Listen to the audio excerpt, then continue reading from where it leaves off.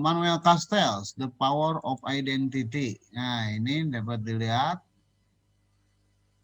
Nah, kita lihat list of, oh ya kontennya, kita lihat konten. Nah, ini. Kita yang besarnya dulu, yang hitamnya dulu. Ini, Our World, Our Lives. First, ya yang satu ya. One, communal heavens, identity and meaning in the network society. Ini judulnya di atas, The Power of Identity. Nah, kita ke contents dulu. Dikira-kira dulu. Yang ini. Apa pemahaman Anda ini? Our world, our lives, communal heavens, identity and meaning in the network society. Nah, ini di bawahnya construction identity, God's heavens, religious fundamentalism, and cultural identity, kan? Ummah versus jahiliyah, Islamic fundamentalism. Nah, sebelum lebih mendalam dari judulnya aja ini. Apa ininya? Jadi, what is the author leading to, kan? Jadi si ini mau ngomong apa nih kira-kira nih? Dengan judul itu, kata kuncinya identity, meaning, network, society. Jadinya itu kata kunci semua. Nah, silakan. Menurut Anda.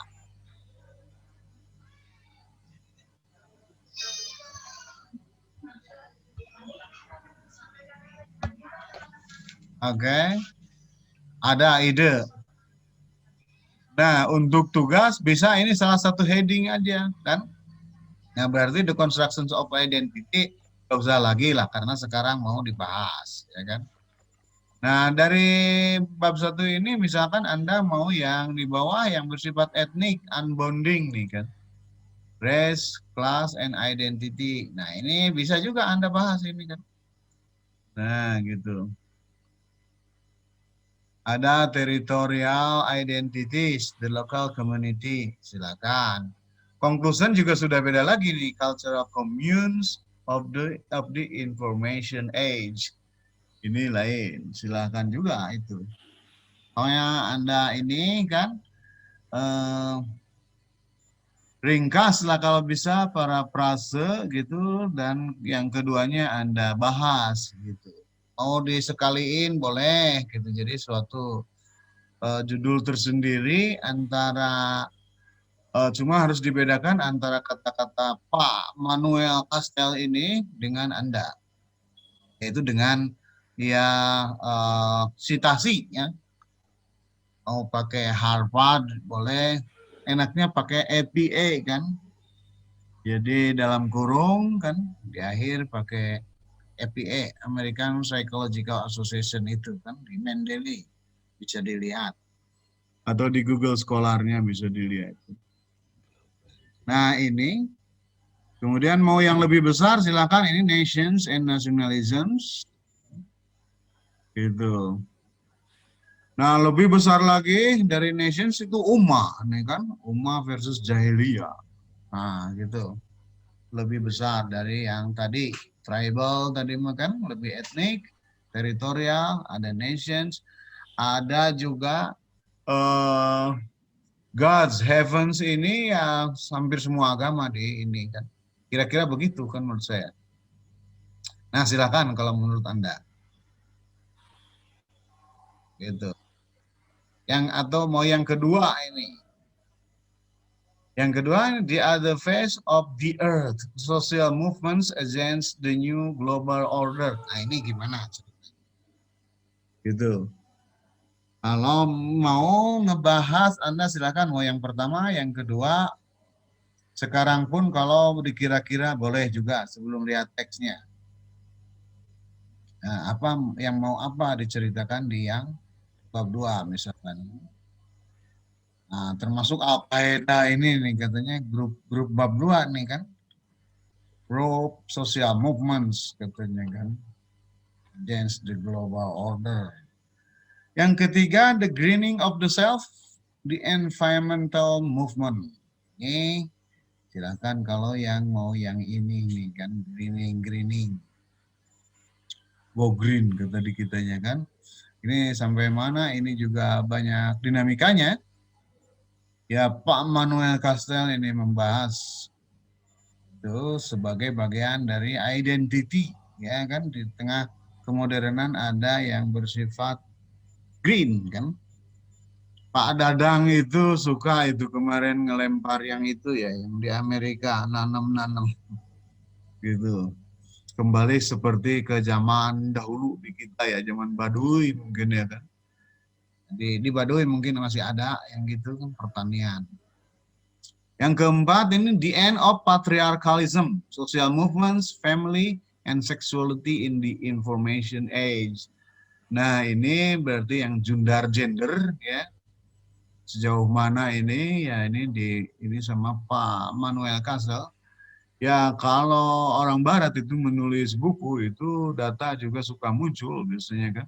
Kita lihat list of charts gitu, status and values belief, typology of environmental movements. Nah ini tipologinya ternyata gerakan ekologis itu ada berbagai, misalkan ada juga analytical typology of feminist movements, tuh kan. Nah, list of table juga tuh kan, rate of change include divorce rate. Nah ini tentang perceraian ada, terus marriage, household, dia rumah tangga, ini banyak family ya. Total fertility rate, nah dia jadi berarti dia rajin mengambil data-data. Nah kalau di Barat banyak begitu ini langsung kan, karena bersifat, kalau menurut Karl Popper itu open society ya, masyarakat yang terbuka, maka dimunculkan selalu itu di internet apa-apa hal perkembangan.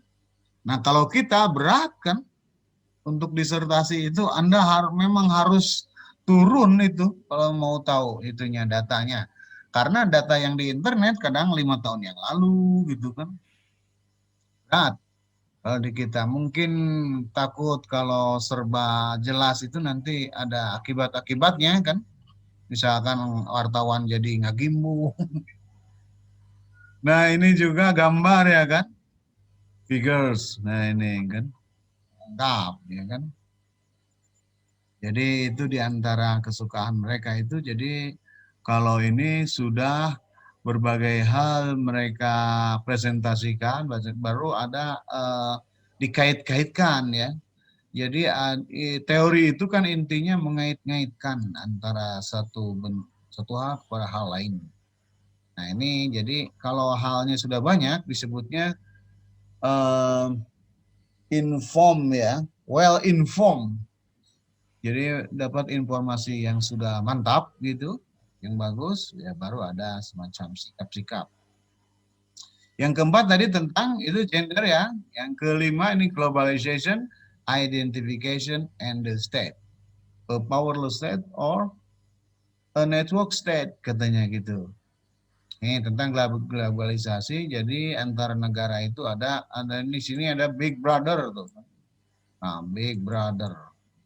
Two Little Sisters. Ini antar negara ya. Jadi kalau kita kiblatnya Cina ya, Big Brother-nya Cina, jadi ada Little Sister-nya berarti ya semacam Korea Utara.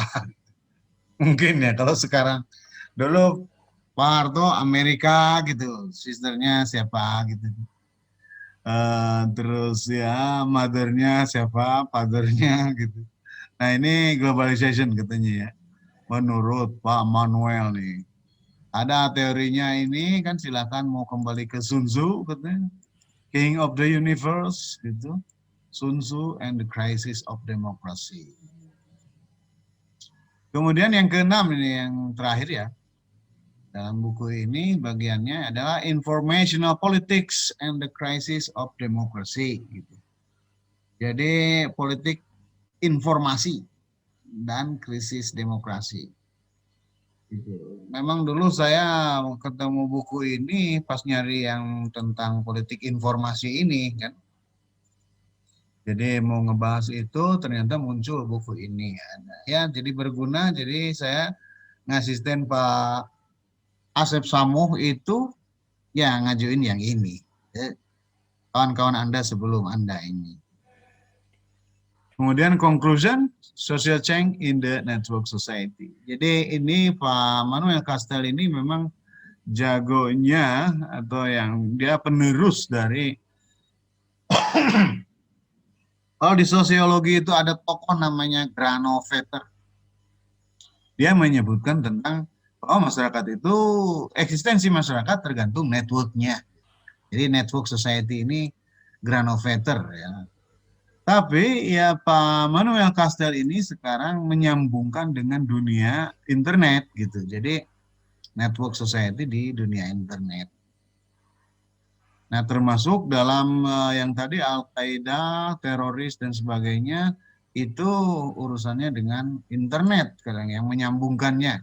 Kayak sekarang ada WhatsApp gitu kan.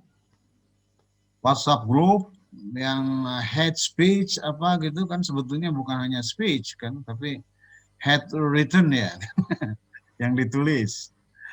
Jadi banyak yang PP apa namanya yang ITE itu gara-garanya terutama ditulis. Kan. Nah, yang diucapkan kadang kalau nggak ada di video dan diupload ya nggak ada yang tahu orang kan. Kalau ditulis kemudian terupload ya kan ada gitu buktinya.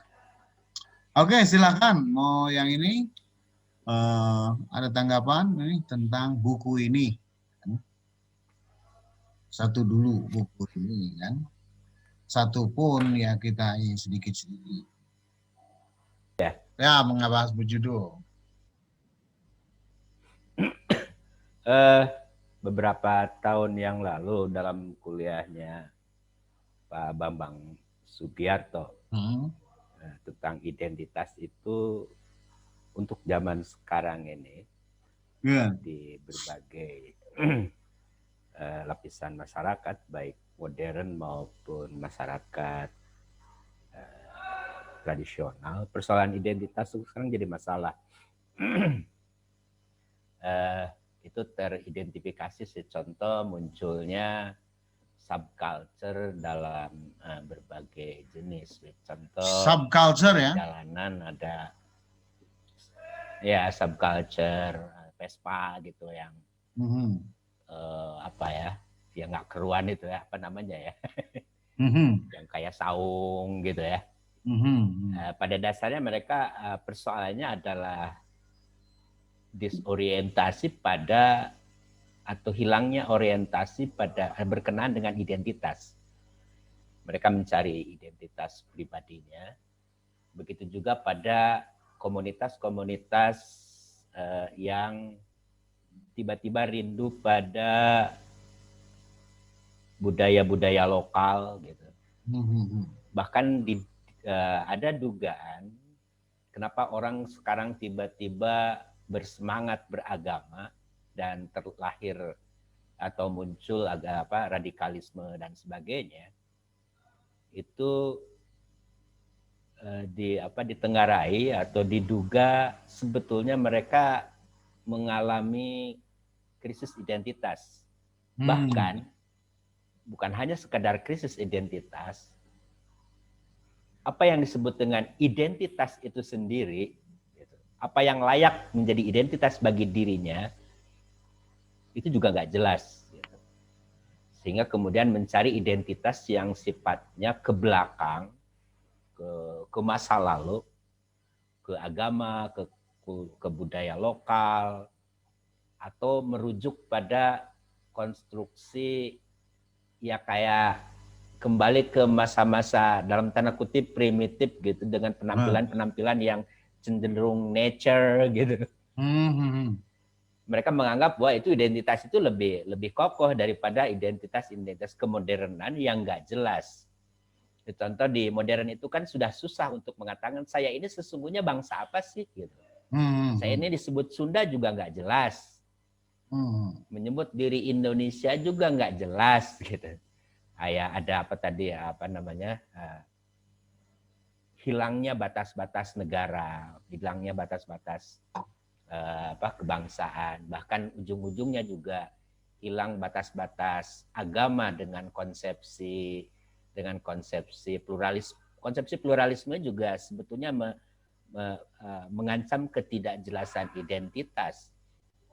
Karena pluralisme ujung-ujungnya juga menjadi hilangnya identitas agama. Makanya banyak orang yang kemudian juga menolak pluralisme, persoalannya adalah orang butuh identitas. Butuh seperti itu. Dan semakin luas komunitas, semakin besar jamaah, sesungguhnya dia akan kehilangan identitas. Jadi identitas itu pada kasus-kasus tertentu itu justru dibangun pada identitas yang komunitasnya kecil gitu. Itu bisa dipahami kenapa komunitas-komunitas kecil cenderung memiliki tingkat solidaritas yang sangat tinggi karena identitasnya terdefinisikan. Sementara identitas yang mainstream, yang gede, itu cenderung gampang pecah. Gitu. Oleh karena itu sejumlah agama juga kenapa ada kecenderungan muncul sekte dan sebagainya. Atau kalau di Indonesia sih ormas ya. Itu jangan-jangan sebetulnya karena membutuhkan satu identitas yang khas di antara identitas besaran kayak Indonesia ya, umat Islam mayoritas, ketika mendefinisikan diri sebagai umat Islam, sebetulnya mereka masih ngambang gitu. Jadi ketika dia mengidentifikasi sebagai kalau Islam ya Muhammadiyah atau NU, ketika NU atau Muhammadiyah terlalu gede, mereka perkecil lagi dengan Muhammadiyah mana, NU mana gitu ya. Nah sebenarnya di situ ada persoalan tentang identitas, termasuk diantaranya adalah kalau tadi tentang meaning, persoalannya adalah setiap individu atau setiap komunitas memaknai identitas itu seperti apa. Dan kemudian ketidakjelasan ini kadang oleh kekuatan-kekuatan politik tertentu itu menjadi modal untuk mempermainkan komunitas. Gitu. Kenapa? Karena identitasnya nggak jelas. Gitu. Mereka belum bisa mendefinisikan, bukan tidak jelas ya maksud saya. Masyarakat ini kesulitan mendefinisikan identitas dirinya. Ya, contoh pada kasus-kasus tertentu pada studi saya dulu tentang Islam dan Sunda, saya contoh ada semacam kegamangan sebagai Sunda dan sebagai Islam gitu. Pada titik tertentu konflik, pada titik yang lain menyatu. Dan sampai sekarang juga pada kenyataannya belum bisa selesai seperti itu. Model kasus yang lain ketika yang baru-baru ini ada istilah Islam Nusantara. Ketika bicara Islam Nusantara ada nuansa penafsiran yang berbeda. Satu sisi ingin menegaskan kesatuan Islam yang ada di Nusantara dengan karakteristik masing-masing yang khas. Ada kekhawatiran tertentu justru memisahkan diri dari Islam yang global. Kenapa terjadi konflik kayak gitu? Selain persoalan kepentingan politik, saya melihat bahwa satu term identitas, setiap orang memaknainya secara berbeda, memiliki meaning yang berbeda gitu. Padahal identitas kan mestinya muncul dari satu, dalam tanda kutip, kesamaan pandang terhadap satu makna tertentu. Saya sih melihat kayak begitu. Jadi memang persoalan identitas dalam konteks tertentu berangkat dari, ya pada masa sekarang sebetulnya identitas menjadi sebuah masalah yang agak rumit. Kenapa menjadi rumit? Karena setiap orang terombang-ambing oleh kepentingan di luar dirinya, menjadi dia dipermainkan oleh kekuatan politik yang lebih besar, kepentingan politik yang lebih besar atas identitas pribadi. Apalagi konteks politik di Indonesia sekarang kan partai saja sudah tidak jelas identitasnya. Jadi perbedaan antar partai itu udah nggak jelas karena semuanya kan Pancasila atau apapun lah istilahnya. Sehingga ya dimanapun kan nggak ada perbedaan yang signifikan kecuali kepentingan. Nah, kalau saya contoh kalau disebut begitu, apakah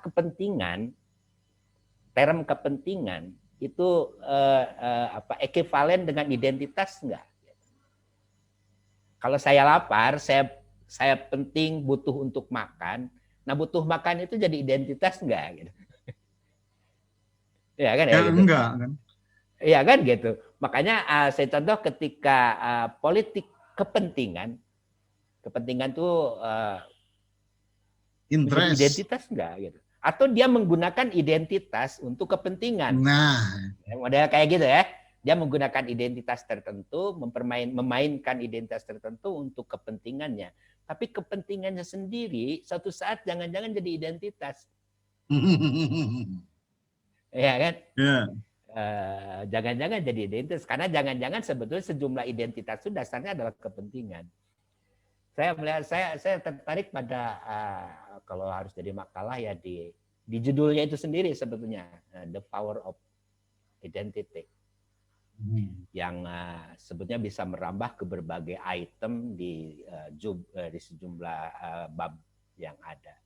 Terima kasih. Maaf terlalu panjang. Oke, terima kasih banyak Pak Gibson. Jadi Anda sudah bisa menempatkan diri di tentang identitas ini. Mungkin mau ngebahas apa nanti kan? Posisi-posisi sudah jelas bagi Anda ini. Mungkin buku ini di antara babnya ada yang bisa menambahkan literatur dan di dalamnya juga secara snowball bisa Anda lihat Ya. itu kan gitu. Silakan yang lain, Pak Mamur gimana ini kan tentang identitas ini dari sudut pandang Pak Mamur, identitas satu Kristen, dua Batak gitu kan, apalagi gitu coba mungkin lain ceritanya kan. Tadi Pak Gibson Islam Sunda kan, beliau dari Garut kan, dari daerah yang eksotis ya, daerah apa kebun teh gitu, aduh gitu. Di Cikajang. Kalau Pak Mamur mungkin di suatu pantai mana di Medan atau di Toba, silakan. Mungkin apresiasinya beda terhadap ini identitasnya. Silakan, Pak Mamur. Iya Pak, jadi kalau kita lihat memang sekarang itu kan orang itu mencoba merumuskan identitas baru karena sekarang situasi serba berubah ya. Jadi memang kita tidak bisa, mungkin bukan lagi identitas tunggal ya, kita memiliki identitas yang ganda. Multi ya. Kalau seperti sering kita lihat di media-media sosial sekarang, saya Batak tapi saya Indonesia. Saya Batak 100% tapi 100% juga Indonesia gitu ya. Artinya jadi 200% dong. jadi ya kita sekarang memang memiliki, mungkin tergantung ruang dan waktu identitas kita itu. Ketika kita ada di satu tempat, kita menggunakan identitas yang A mungkin. Di tempat lain kita menggunakan identitas yang B gitu ya. Nah, di dalam komunitas orang Batak misalnya, kita dengan berbagai marga ya, paling tidak secara adat itu kita punya 3 identitas, yaitu yang disebut dengan Dalihan Natoli istilahnya misalnya kan. Tempat saya akan menjadi raja ketika saya berhadapan dengan boru, kalau istilah anak-anak perempuan saya gitu ya. Anak-anak perempuan berarti saya Sianipar, berarti semua boru Sianipar gitu ya. Yang marganya, yang perempuan Sianipar, saya rajanya gitu. Jadi kalau saya berkumpul dengan misalnya istri saya Hutapea ya, di keluarga Hutapea, saya jadi pelayan. Saya ganti posisi tadi itu, yang harus melayani. Kalau tadi di lingkungan yang perempuan Sianipar, saya yang harus dilayani karena saya di situ sebagai raja. Nanti di posisi lain saya yang harus melayani. Jadi identitas saya di situ sebagai boru kembali. Nah, sesama Sianipar ya, sesatu marga, itu beda lagi. Kita identitas kita itu tergantung posisi kita di dalam sistem itu ya, di sistem struktur marga itu gitu. Jadi mungkin itu aja udah harus menempatkan kita sebagai, di situ aja udah 3 minimal ya, identitas kita sebagai walaupun dengan individu yang sama. Ya. Di dalam negara, di dalam apa, saya pikir itu memang sekarang kalau orang kemudian mempolitisasi dan memanfaatkan identitas itu bukan hanya untuk politik ya, untuk ekonomi juga sebenarnya itu juga dieksploitasi ya identitas itu, sehingga ada produk-produk yang menyasar kelompok etnis tertentu, kelompok agama tertentu gitu ya. Itu pun sekarang sudah mulai dieksploitasi.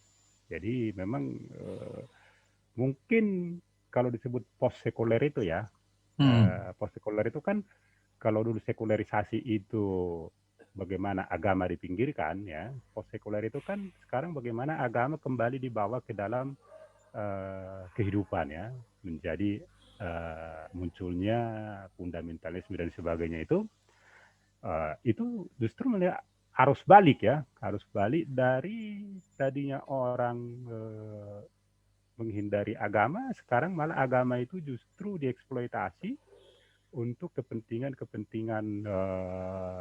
kelompok atau individu atau pebisnis atau apa lah ya. Jadi memang dan itu saya pikir akan selalu relevan karena agak susah juga ya. Misalnya di birokrasi ya, birokrasi. Saya misalnya kalau saya dari Medan, mungkin saya akan mengambil pejabat juga yang dari Medan gitu ya. Pertimbangan identitas juga mungkin itu. Ya, identitas berdasarkan suku gitu ya, berdasarkan agama atau berdasarkan apa gitu. Jadi saya pikir memang identitas ini, politisasi itu akan selalu ada. Ya, susah kita untuk misalnya menghilangkan, kalau kita menghilangkan identitas justru kita tidak menjadi siapa-siapa kan, orang tidak bisa mengenali kita kalau kita nggak punya identitas. Justru sebenarnya seperti kita bangsa Indonesia ini sekarang itu justru harus ditegaskan ini, kalau istilahnya dulu kan karakter building ya, nation character building itu. Nah ini yang mungkin harus digali lagi dan bangun lagi seperti itu, Pak. Rika, kira-kira begitu, Pak. Oke, terima kasih banyak Pak Makmur sharingnya. Ya, kawan-kawan lain juga mungkin punya ini bahan untuk di-share ya sebelum nyambung dengan pembahasan ya buku. Misalkan Pak Naan mungkin punya pengalaman tentang identitas ini yang menarik menurut Anda kan? Bagaimana itu? Baik penggunaan ataupun kerugian gara-gara identitas. Silakan. Saya ingin cerita sedikit tentang pengalaman tentang identitas ya. Ternyata apa ya? Kita itu memang membutuhkan membutuhkan identitas yang jelas. Yang tidak pro ke sana dan tidak pro ke sini gitu. Saya ingin ada di tengah-tengah yang bisa diterima oleh semua teman. Kalau dulu kan ada HMI, PMI, IMM dan seterusnya. Nah, saya ingin ada di tengah. Dan saya mendirikan lembaga kajian spiritual. Berat. Muncul identitas baru. Muncul identitas baru. Nah, terus gimana kejadiannya? Nah, yang menarik adalah betul tadi saya akhirnya benar-benar menciptakan identitas yang baru dan semua teman-teman yang berbeda itu ada dalam satu komunitas bersama saya. Yang satu minat ya? Satu minat, gitu ya, satu minat. Ya, yang pada akhirnya kita bisa selalu bersama dengan dalam tanda kutip melepaskan baju masing-masing di organisasinya dan kita berbicara tentang spiritualitas misalnya. Nah, di kasus sekarang misalnya contohnya di dunia kerja saya yang sekarang gitu, saya berusaha juga untuk tidak pro ke sana dan ke sini gitu. Tetapi ternyata efek sampingnya luar biasa. Lebih parah. Tapi Sampai Anda ada mahasiswa enjoy enggak itu dengan yang begitu? Menderita. awalnya enjoy, tapi sekarang menderita. Rupanya Anda harus itu ya, membuat ya defining yourself gitu ya, mendefinisikan Ada identitas terapi mana. identitas, terapi identitas. Terapi identitas. Karena kawan saya juga ada yang begitu, tapi lempeng aja dia memang ini. Seperti kan, dordar gelap juga jalan, kan noyot gitu kan. Dia mau rugi, Ya. mau untung gitu kan. Gitu. Ada juga yang enjoy. Tapi kalau Iya. saya lihat Anda lebih bermasyarakat ya, lebih ini. Ada teori yang ini tentang gerakan begini dari François Rayon ya, Raylon. Itu meneliti tentang Indonesia, tentang yang pabelitnya ini Pak Mamur. Namanya imbroglio, jadi perputaran terus, muter gitu. Jadi kalau dulu itu ada pendulum kan kanan kiri gitu. Nah ini muter. Apalagi Indonesia bisa aliansi, realiansi. Kalau itu saya dengarnya dari Pak Ali dulu. Gitu, jadi ada Aliansi di dalam aliansi, aliansi. realiansi. Gitu. Jadi kalau Jadi ke nggak laut, jelas. nah gitu.